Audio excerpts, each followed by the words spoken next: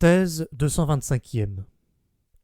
Hédonisme, pessimisme, utilitarisme, eudémonisme, toutes ces philosophies qui mesurent la valeur des choses d'après le plaisir et la douleur, c'est-à-dire d'après des phénomènes accessoires, sont des philosophies superficielles et des naïvetés, que tout homme doué de force créatrice et d'une conscience d'artiste ne peut considérer qu'avec ironie et pitié.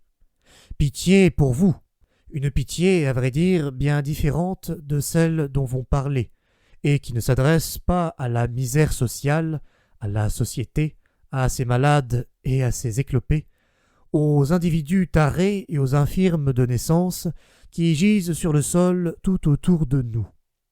Il s'agit, moins encore, de pitié à l'égard de ces couches opprimées qui murmurent séditieusement contre leur esclavage et aspirent à la domination, ce qu'elles appellent liberté. Notre pitié est plus haute et regarde plus loin. Elle voit comment l'homme se rapetisse, comment vous le rapetissez. Et il est des moments où c'est précisément votre pitié que nous considérons avec une angoisse inexprimable, où nous nous défendons contre cette pitié-là, où nous trouvons votre sérieux plus dangereux que n'importe quelle frivolité. Vous voulez abolir la souffrance dans la mesure du possible, et il n'y a pas de plus folle ambition. Et nous ? Il semble que nous la voudrions encore plus profonde et plus grave qu'elle le fut jamais. Le bien-être, tel que vous le concevez, n'est pas un but, c'est à nos yeux un terme. Un état qui rend l'homme aussitôt ridicule et méprisable, qui fait souhaiter sa ruine. La culture de la souffrance, de la grande souffrance, ne savez-vous pas que c'est là l'unique cause des dépassements de l'homme ?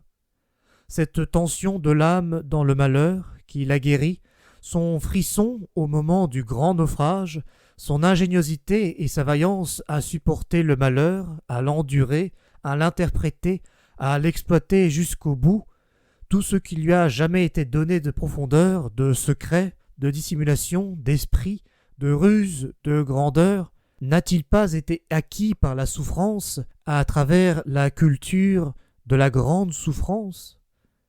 La créature et le créateur s'unissent en l'homme. L'homme est matière, fragment, superflu, glaise, fange, non-sens, chaos.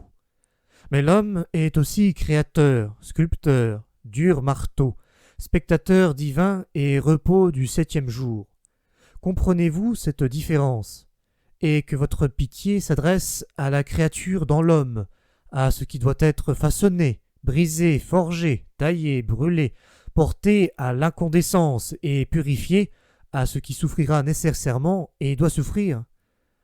Et notre pitié, ne comprenez-vous pas à quoi elle va, notre pitié inverse, qui se tourne contre la vôtre comme contre le pire amollissement, le pire affaiblissement de l'homme ?